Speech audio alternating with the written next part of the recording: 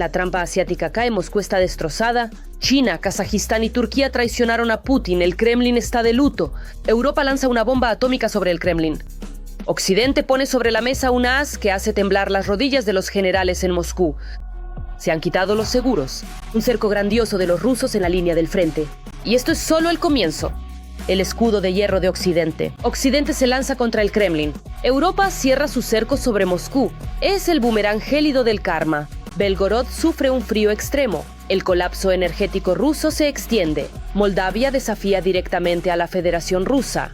¿Ha sucedido? Hablaremos de esto ahora en Punto Caliente. Alto y claro, directo. Asia hizo estallar Moscú, traiciona a Putin. China, Kazajistán y Turquía viraron. Cayeron las máscaras y las alianzas se rompieron. La supuesta asociación del Kremlin es ahora el fin de la marcha de la Federación Rusa. Vean los detalles. La vieja amistad se está resquebrajando. Como escribe Bloomberg, los antiguos aliados del Kremlin en Asia Central y el Cáucaso están estableciendo lazos con China, la Unión Europea, Turquía y los países del Golfo Pérsico, buscando protegerse de una mayor agresión por parte de Moscú. Están tratando de minimizar los riesgos y buscan formas de distanciarse al máximo de Rusia. Los países asiáticos están reevaluando el papel de Rusia en el mundo moderno y sus relaciones con Rusia. La lección que los países de Asia Central aprendieron de la invasión a gran escala es que Rusia está comprometida con sus objetivos estratégicos, sin importar el costo. Kate Mallinson, socia, Prism Strategic Intelligence Ltd., en Londres. La serie de fracasos diplomáticos de Rusia se ha visto agravada por otro deterioro de las relaciones con Kazajstán. Aunque Putin presume de una gran amistad por todos los medios. Para Rusia, Kazajistán también es uno de los mayores socios comerciales de la comunidad de estados independientes y de la región euroasiática, en general. Kazajstán desde hace tiempo muestra un distanciamiento cauteloso pero firme de Moscú. Se niega a apoyar la guerra contra Ucrania, no reconoce la anexión de territorios ucranianos, realiza ejercicios con la OTAN y desarrolla corredores de transporte que evitan a Rusia, incluso a través del Caspio y Turquía. Tokayev expresa la postura de principios de Kazajstán directamente en la cara de Putin. No reconocemos ni Taiwán, ni Kosovo, ni Abjasia del Sur, ni Osetia del Sur, ni Abjasia. Y al parecer, este principio también se aplicará respecto a los territorios estatales clásicos que, en nuestra opinión, son Lugansk y Donetsk. En este contexto, Rusia recurrió al chantaje energético. Moscú prácticamente bloqueó la exportación de petróleo kazajo. El 22 de julio de 2025, Rusia introdujo inesperadamente restricciones a la exportación de petróleo kazajo a través de Novorossiysk. Esta es la ruta clave para la exportación de petróleo desde Kazajistán. El pretexto formal fueron reclamaciones medioambientales y razones técnicas. Pero en realidad esto es una señal política. Astana ha ido demasiado lejos en su política exterior independiente. En este contexto, el chantaje energético parece un intento desesperado de recuperar la influencia perdida. Sin embargo, lo más probable es que el efecto sea el contrario. Kazajistán acelerará la integración con bloques económicos alternativos, estableciendo una cooperación estrecha con China. La nación de Turquía, que se encuentra situada de una manera sumamente estratégica entre los continentes de Europa y Asia, junto con la importante y destacada participación de lo que conocemos comúnmente como el mundo occidental, abarcando tanto a las naciones de Europa como a los países de las Américas y sus diversas culturas. Pero eso no es todo. El año pasado, Rusia comenzó a exigir a los propietarios de automóviles ensamblados en Kazajistán e importados en 2024 a 2025 que pagaran una tasa adicional de reciclaje. La tasa se cobra con coeficientes elevados. Kazajistán está preparando duras medidas de represalia contra la industria automotriz rusa. Las autoridades de la República proponen aumentar drásticamente la tasa de reciclaje para los automóviles importados de Rusia y Bielorrusia hasta 40 veces más. De este modo, Astana ha tomado medidas para debilitar los lazos económicos con Moscú. Además, esta semana el presidente de Kazajistán, Tokayev, prácticamente acusó a Rusia de fraude en operaciones financieras. Según sus palabras, el año pasado, a través de un banco de Kazajistán, se transfirieron desde un país vecino alrededor de $14.000 millones a otros países. Tokayev señaló que, desde el punto de vista de la ley, la economía e incluso la política, este es un hecho indignante. El presidente de Kazajistán no especificó de qué país se trataba. The Moscow Times escribe que, en su discurso, Tokayev insinuó de manera inequívoca que se refería a Rusia, el país agresor. Además de Kazajistán, Rusia está perdiendo a otro aliado. Uzbekistán también se está distanciando del Kremlin. El Kremlin ha lanzado una campaña a gran escala contra los migrantes y Tashkent respondió con firmeza. El Ministerio de Asuntos Exteriores de Uzbekistán denuncia violaciones de los derechos humanos durante las redadas de las fuerzas de seguridad rusas. En Moscú, el 25 de junio, exige una investigación sobre la muerte de ciudadanos. Tashkent insiste en el respeto de los derechos de los ciudadanos uzbecos que trabajan en Rusia. A pesar del endurecimiento de la legislación migratoria en Rusia, como era de esperar, Uzbekistán busca una política exterior multivectorial, alejándose de la influencia directa de Rusia en el ámbito político.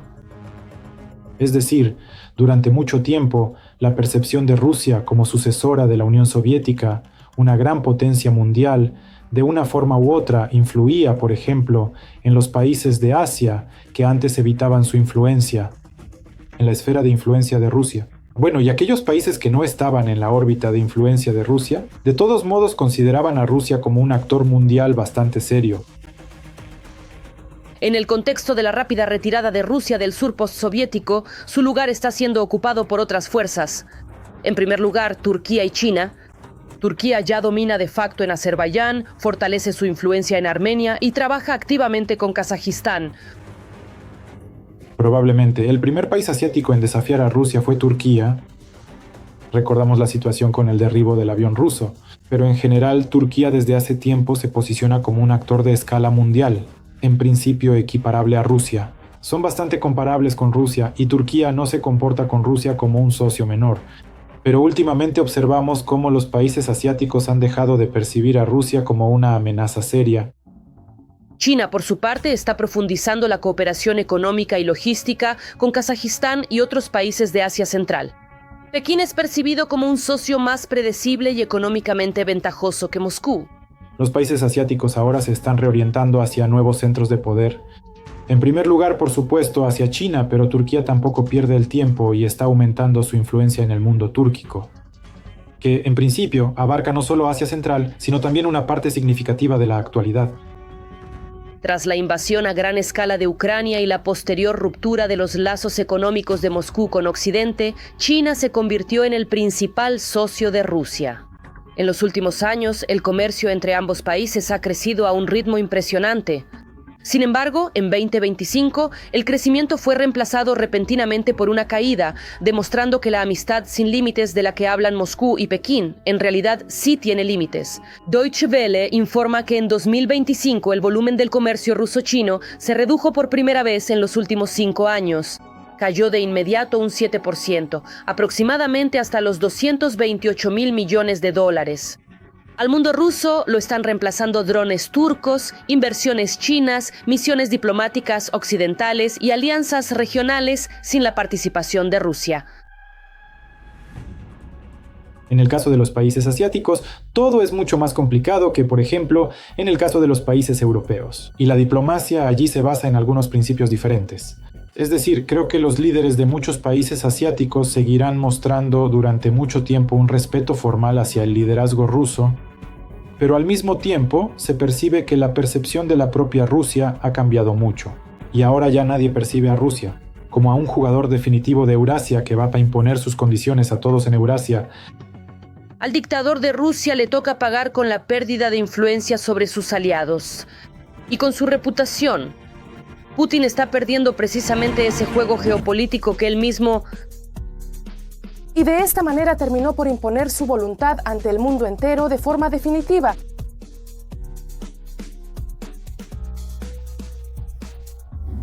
En vivo. La Unión Europea acordó un crédito de 90.000 millones de euros para apoyar el presupuesto general de Ucrania y sus necesidades en el ámbito de la defensa. Hoy hemos aprobado la decisión de otorgar a Ucrania 90.000 millones de euros para los próximos 2 años. De manera urgente, proporcionaremos un crédito garantizado por el presupuesto de la Unión Europea.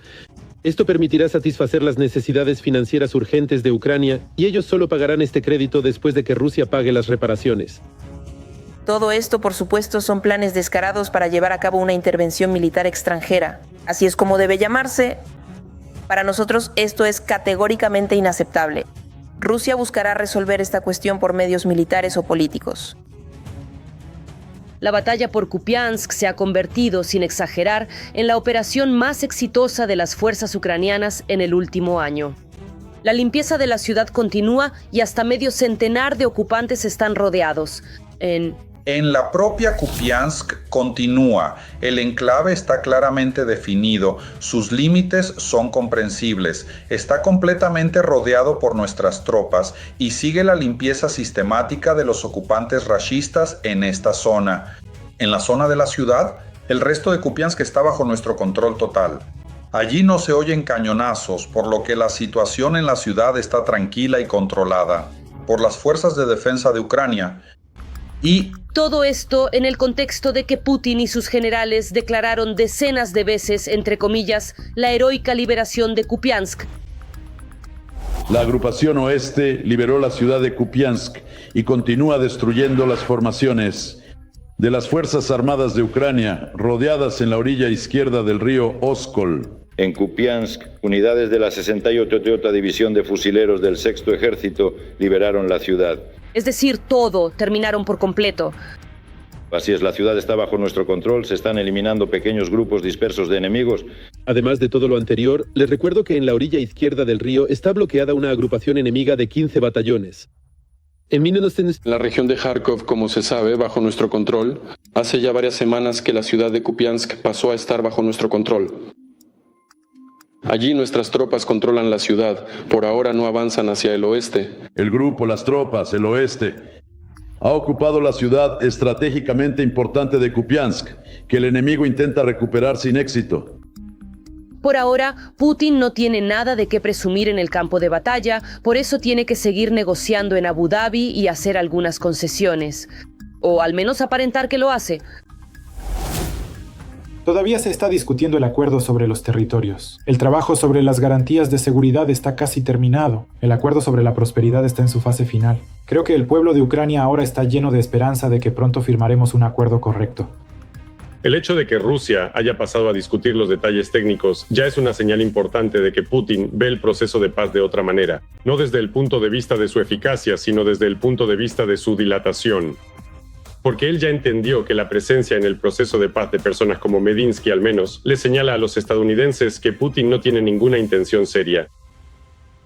Ellos entienden perfectamente que un payaso no puede resolver cuestiones de guerra y paz. Entonces él envía allí a personas serias, como si fuera un general. Y si a esto le sumamos las noticias sobre la posible transferencia de Tomahawks y la desconexión de Starlink para los rusos, se puede concluir que, a pesar de las heladas anómalas y los ataques a la infraestructura energética, Ucrania literalmente está derrotando a los rusos en todos los frentes. El karma golpeó, Belgorod se congeló y los ataques de Putin a la energía se volvieron en contra de los rusos bruscamente. La ciudad sin luz vive una pesadilla y es solo el principio. ¿Qué les espera ahora? Mirar. Este juego puede ser jugado por dos personas. Después de que el ejército ruso violó el llamado alto el fuego energético y atacó el sector energético ucraniano, las fuerzas de defensa respondieron de la misma manera. Y nuevamente, los habitantes de Belgorod, residentes del mayor centro regional fronterizo, tuvieron que cargar con las consecuencias por todos los rusos.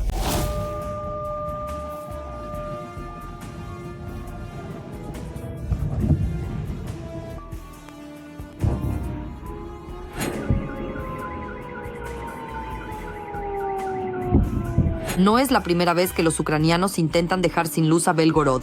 El medio Verstka, citando fuentes, afirmó que para principios de 2026 habrán quedado fuera de servicio las capacidades de ambas centrales termoeléctricas ubicadas en la ciudad.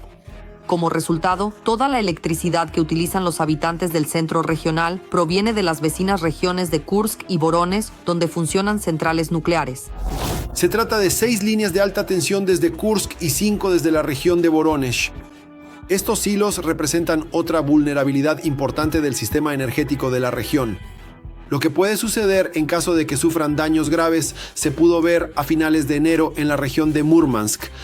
Allí, debido a la caída de 5 torres, la línea eléctrica principal dejó sin luz, agua caliente y calefacción, sin ningún bombardeo por parte de Ucrania. Decenas de miles de habitantes de Murmansk y de la principal base de la flota del norte de la Federación Rusa, Severomorsk, quedaron sin suministro. Solo gracias a medidas de emergencia se logró estabilizar la situación allí. En 3 días. A diferencia de los ucranianos, los rusos no cuentan cuán graves son los daños en las redes, ni cómo avanzan los trabajos de restauración de los objetos. Hasta ahora, los habitantes de Belgorod han logrado salir adelante y la mayor incomodidad que han experimentado han sido cortes de electricidad de varias horas. Aunque las mismas fuentes de Berska aseguraban que con temperaturas bajo cero y nuevos bombardeos, la situación se agravaría. Si con la electricidad aún se puede hacer algo mediante restricciones, con la calefacción tales maniobras no funcionarán. Ya ahora las capacidades de calefacción de Belgorod están funcionando en torno al 50%. Si aumentan los daños, podría tratarse de la preservación del sistema de calefacción como tal. En la práctica, esto significa que los sistemas se detienen parcialmente, drenando el líquido de las tuberías de calefacción y luego se vuelve a poner en funcionamiento. En condiciones normales, esto lleva más de un mes. De lo contrario, sin calentar el líquido y teniendo en cuenta el frío, pronto no habrá nada que salvar en este sistema. Tras el último ataque, los medios locales publicaron información sobre barrios de la ciudad parcialmente sin electricidad. Algunos habitantes se quedaron sin agua y sin calefacción. El gobernador Gladkov informa que todo está bajo control y que estas son dificultades temporales. He escuchado los informes de los jefes de los municipios fronterizos, incluido el de Prokropsky, de los distritos de Ivniansky, Roketiansky y del distrito de Yakovlevsky, sobre el volumen y el orden en que se restableció el suministro de electricidad y calefacción. Cómo empezaron a trabajar nuestras escuelas en formato a distancia. Algunos de manera presencial, qué problemas existen en el ámbito social y en el sistema de gestión. Hay algunas observaciones menores, pero tuvimos una preparación bastante grande, así que en general, en un periodo extremadamente difícil, con temperaturas bajo cero y fuertes heladas, teniendo en cuenta los grandes daños a nuestro sistema energético, todos están en sus puestos de trabajo y hacen todo lo posible para resolver la situación en el menor tiempo posible. Resolver la situación. Es difícil determinar cuál es la situación real. El canal de Telegram Pepel, dirigido por una persona que se fue de Rusia y fue reconocida como agente extranjero, el periodista de Belgorod Nikita Parmionov informa que las autoridades decidieron desconectar alrededor de 300 ascensores debido al apagón. Se han registrado 148 casos de personas atrapadas en cabinas de ascensores. Esto está relacionado con los trabajos de restauración en el sistema energético tras el ataque con misiles a la subestación. Para proteger a los ciudadanos y prevenir daños en el equipo, las autoridades decidieron desconectar temporalmente 371 ascensores en 68 edificios de apartamentos. No se especifica en qué edificios exactamente se realizó la desconexión. También se sabe que el gobernador Gladkov se negó a desplegar puntos móviles de calefacción, aunque supuestamente están listos. Empresas locales ayudaron a los habitantes de Belgorod con frío, mientras quienes recuperaron la luz enfrentan otro problema, un voltaje excesivo que quemó sus electrodomésticos. Las autoridades ya buscan soluciones. Dado que es imposible demostrar la causa de la avería, tampoco pueden ayudar. No hay con qué. El actual apagón, que los habitantes de Belgorod están soportando debido a la agresión militar de Moscú, ha demostrado la ineficacia de las autoridades locales. Y eso que en septiembre ya se celebrarán elecciones en la región. Pero en el Kremlin consideran que las consecuencias del apagón difícilmente afectarán la carrera de los políticos locales. No ganarán quienes trabajan, sino quienes movilizan al electorado. Supernoticia. Occidente ha cerrado filas en torno a Ucrania. Europa y Estados Unidos han desplegado toda su potencia. Kiev está recibiendo un apoyo sin precedentes. Todo o nada contra el Kremlin. Los paquetes de ayuda más recientes son una sentencia de muerte para la máquina militar agresora. Más detalles en el reportaje. El mundo está del lado de Ucrania. Todos los países civilizados apoyan a Ucrania y lo hacen en los más diversos aspectos. Esto incluye ayuda militar y los socios también colaboran en el ámbito político. Además, últimamente, ante los bombardeos masivos rusos a la infraestructura ucraniana, se está intensificando el apoyo energético a Ucrania. Vamos a repasar los países y analizar en detalle quién y cómo está ayudando a Ucrania. Comencemos con Alemania. A finales del año pasado, allí se tomó una decisión muy importante sobre el apoyo a Ucrania. Berlín asigna adicionalmente 3.000 millones de euros de ayuda para el año 26, lo que eleva el volumen total del apoyo alemán a Kiev a 11,5 mil millones de euros. Los fondos adicionales están destinados a artillería, drones y vehículos blindados, así como para la sustitución de 2 sistemas de defensa antiaérea Patriot. Aquí predomina la conciencia del peligro, que es inevitable en relación con las futuras relaciones entre Europa y la Federación Rusa. Es decir, la mayoría de ellos comprende plenamente el grado de peligro e intenta, con las herramientas que tienen, retrasar al máximo ese momento o protegerse a sí mismos a través de Ucrania, es decir, apoyando a Ucrania. En estos días, Alemania aumenta el apoyo energético de emergencia para Ucrania este invierno hasta 120 millones de euros. Alemania es uno de los socios más importantes de Ucrania. Este invierno ya se han recaudado 60 millones de euros para necesidades humanitarias. Francia presiona más a Rusia con nuevas sanciones. El país busca imponer más castigos en la UE y seguirá combatiendo las actividades de la flota en la sombra. Así lo informó el presidente francés Emmanuel Macron. A continuación, hablemos de un país que, desde el inicio de la guerra a gran escala, ha sido uno de los líderes en el apoyo a Ucrania. Ese país es el Reino Unido. Antes de este invierno, el país entregó a Ucrania misiles de crucero Storm Shadow. Sin embargo, la cantidad exacta de este armamento que recibió Kiev se mantiene en secreto. Además, el Reino Unido ha gastado 1.300 millones de dólares en armamento y ayuda militar para Ucrania, lo que debería cubrir por completo los ingresos de los activos rusos congelados. Ucrania ha recibido cientos de miles de municiones de artillería, cientos de misiles, sistemas de defensa aérea, repuestos y nuevos contratos de reparación. El Reino Unido tampoco se queda atrás en el contexto del apoyo político a Ucrania. El Reino Unido es muy ágil a la hora de ayudar a Ucrania, sobre todo porque desde el principio no se hacía ninguna ilusión respecto a la Federación Rusa, porque es el país que utilizó armas de destrucción masiva en territorio británico, matando a una ciudadana británica. Me refiero a que el Novichok fue utilizado por los servicios especiales rusos en territorio británico, y muchos otros aspectos que el Reino Unido entiende perfectamente. También hablaremos de Estados Unidos. En diciembre de 2025, el presidente Trump firmó una ley que prevé la asignación de $400 millones en ayuda militar para Ucrania. Además, a principios de enero del año 26, Estados Unidos y Ucrania acordaron un sistema de garantías de seguridad política y jurídicamente vinculantes para garantizar una paz sostenible.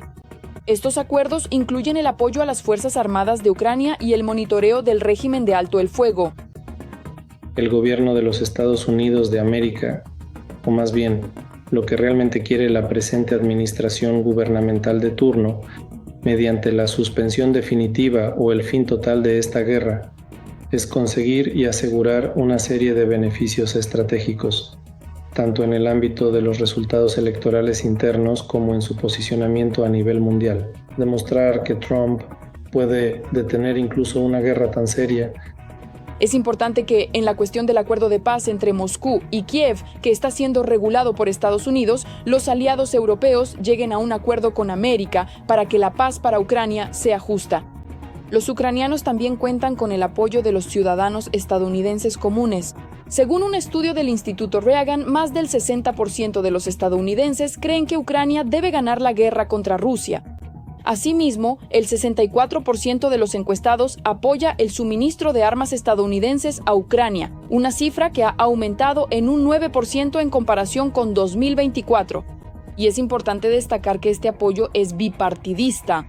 Lo comparten el 59% de los republicanos y el 75%. A las numerosas derrotas estratégicas de Putin se suma ahora también Moldavia. Chisinau inicia oficialmente el proceso de salida de la Comunidad de Estados Independientes, estructuras que en la región todavía se consideran una herramienta política del Kremlin. El ministro de Asuntos Exteriores de Moldavia, Mihai Popșoi, declaró que el país ya no tiene intención de permanecer en la órbita de influencia post-soviética de Rusia. La República de Moldavia ya no será miembro oficial de la CEI, y este proceso ya ha comenzado. Se trata de 3 documentos clave a la vez: el Estatuto de la CEI de 1993, el Acuerdo sobre el Establecimiento de la Cooperación de diciembre de 1991 y su anexo. Son precisamente estos documentos los que legalmente consolidan la participación del país en la CEI. Recientemente tomamos esta decisión, ha comenzado el proceso de aprobación y, al inicio de la nueva sesión parlamentaria, los documentos sobre la denuncia de estos acuerdos serán presentados a los legisladores. El gobierno esperan completar todos los procedimientos para mediados de febrero, después de lo cual la decisión final será tomada por el Parlamento. De este modo, Moldavia sale de hecho de uno de los últimos formatos en los que la Federación Rusa podía ejercer influencia. Hoy en día, Moldavia sigue siendo un estado donde se mantiene la influencia activa de los servicios secretos rusos y los intentos de desestabilizar la situación son de carácter sistemático.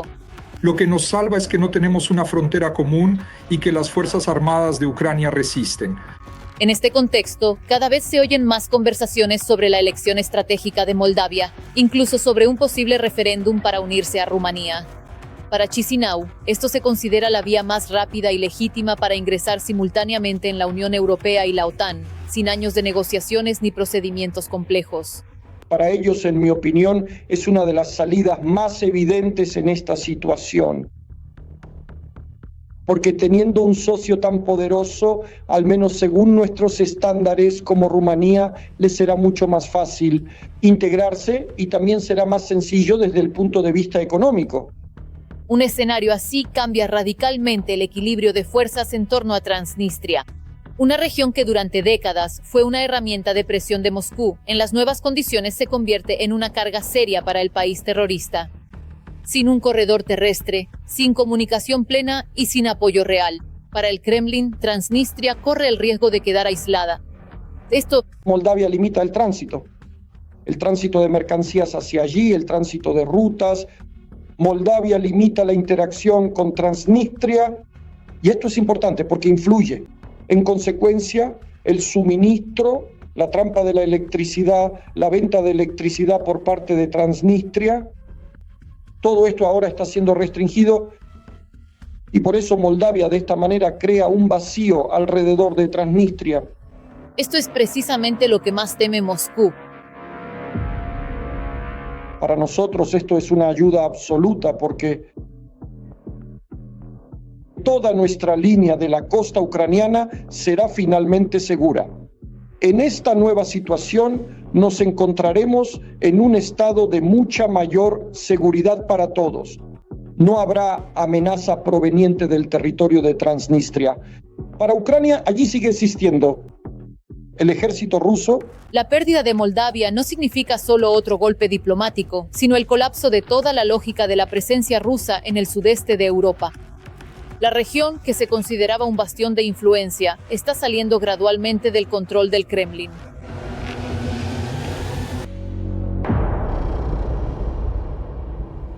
Una sensación explosiva. Ucrania ya está al borde de la UE. Las negociaciones secretas han dado resultado. La decisión trascendental ya está sobre la mesa. El mundo está paralizado. A Rusia no le dejaron opción. El hecho se ha puesto delante de sus narices. La membresía en la UE cambia todas las cartas a favor de Ucrania. Ver detalles. En 2027, Ucrania se convertirá en miembro de la Unión Europea. El presidente serbio Aleksandar Vučić hizo una declaración inesperada. Según él, la adhesión acelerada de Ucrania a la Unión Europea forma parte de un posible plan de paz entre Kiev y Moscú. Y te lo digo, algo que escuché en alguna parte y que no diría si no fuera cierto.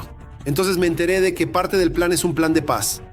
Si Rusia y Ucrania lo logran, no solo ambos países estarán obligados a cumplirlo, sino también una parte importante de la comunidad internacional. Una parte del plan es que Ucrania se convierta en miembro de la Unión Europea. Hablamos de un escenario de integración europea rápido y sin precedentes, con la adhesión de Ucrania a la UE el 1 de enero de 2027.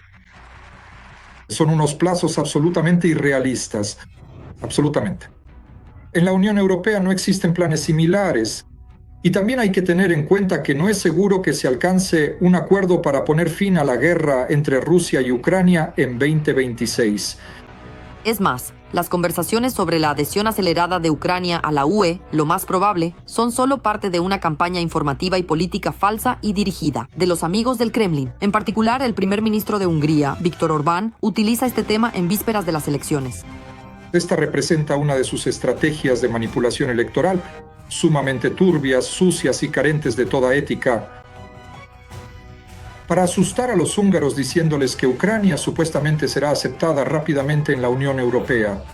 Y todos los beneficios, preferencias, subsidios, los productos agrícolas procedentes de la Unión Europea solo se destinarán a Ucrania. ¿Por qué el presidente serbio, que tiene una relación especial con Rusia, como Orbán, repite esto? Porque Serbia también quiere estar en la Unión Europea. Eso sí, no quiere jugar según las reglas europeas. Pero lo que realmente es posible en 2027 es la disposición de Ucrania para ingresar a la Unión Europea. Según el presidente Volodymyr Zelensky, para Kiev es importante fijar una fecha concreta de adhesión a la UE directamente en el acuerdo de finalización de la guerra. Esto, según él, permitirá obtener garantías claras de seguridad y evitar un posible bloqueo de la membresía. Una de las garantías de seguridad para Ucrania es la membresía en la Unión Europea. Y es precisamente por eso que siempre lo decimos. El año 27. Gitaros dice hasta el año 30. El 2030, a día de hoy, es una fecha más realista. La Comisión Europea destaca que, a pesar de la guerra, Ucrania está demostrando un progreso notable. La comisaria europea de ampliación, Marta Kos, declaró anteriormente que Kiev está implementando activamente reformas y debe convertirse en miembro de la UE, tan pronto como sea posible, siempre que se cumplan todas las condiciones necesarias. Esta posición también la confirma el representante de la Comisión Europea, Guillaume Mercier. Según él, Ucrania ya ha pasado el escrutinio de la legislación y está avanzando en los aspectos clave. El país ha adoptado importantes hojas de ruta, desde el Estado de Derecho hasta la reforma de la administración pública y la protección de los derechos de las minorías. Tenemos que pasar por todos los procedimientos. Por ejemplo, Hungría incluso bloqueó la apertura de los primeros clústeres, pero aún así las negociaciones han comenzado, negociaciones sustanciales, y luego simplemente se formalizará jurídicamente la apertura y el cierre de estos clústeres, que en total son temas de negociación. 3 docenas y media. Esto también requiere tiempo, por lo general 2 o 3 años. Luego viene la decisión política de la Unión Europea, el consentimiento de la Comisión Europea, del Consejo Europeo y después la aprobación de cada país de la UE. En cuanto a la posición de Rusia, Rusia está categóricamente en contra de la membresía de Ucrania en la OTAN. Pero ahora los funcionarios rusos muestran aquí, digamos, flexibilidad. Para Ucrania, la membresía en la UE no es solo un paso hacia el desarrollo económico, sino también un símbolo de la ruptura definitiva con el pasado soviético y, en las condiciones actuales de guerra, una garantía indirecta de seguridad. Sí, la Unión Europea no es un bloque político-militar, no es una alianza militar, pero sin embargo es una unión política.